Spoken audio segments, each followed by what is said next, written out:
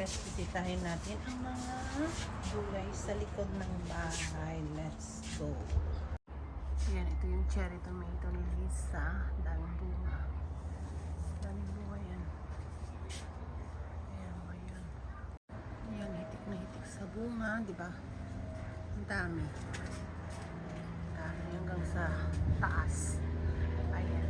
Last year pa to na puno. Sili. Namumulaklak pa lang pero ang ganda ng dahon. Gusto nila. Summertime. Ayan, hanggang sa taas. Ito yung pinakapuno niya. Last year pa, nag-survive sa winter. Ayan. Ayan, yung talong. Hindi na niya mabuhat-buhat yung mga ano niya, bunga. Ito yung ano, lima yung bunga niya. Yung mga patatas, ang dami na nila, ang bilis nilang lumaki. Another sili, at syempre ito na yung kamatis ko, diba? Ito yung malalaking cherry tomato pero ang lalaki, marami na rin bunga, ang taas na, diba? Ayan yung mga ampalaya, nag-survive. Tumubo lang sa ano yung mga binhika last year, tumubo lang yan sa paso. Ngayon malaki na siya. So ito yung mga ibang talong, malalaki ng mga bunga.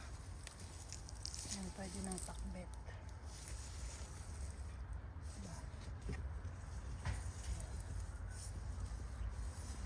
Pakbet, marami.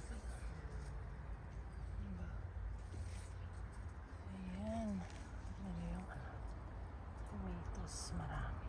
Tingnan itong sili, ang daming bunga. Hirap na hirap mabuhay kasi dry yung lupa. Talong. Ayan, talong. Tingnan natin yung plants. Malalaki na sila. Ayan, malalaki na sila.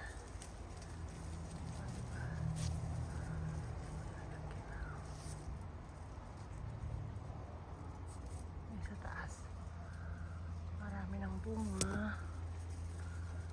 Ito. Ayan guys. Nagsusurvive, mainit na. So gusto nila yung summer. Ayan, ito yung sili kong ano.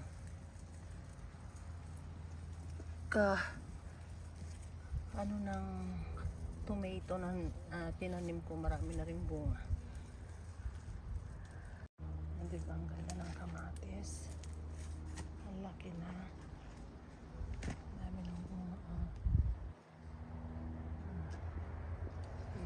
Sa siling malalaki na, super laki na, diba? Ayan guys, at syempre ito yung navel orange natin. Ayan, medyo malaki-laki na kaunti, maraming bunga.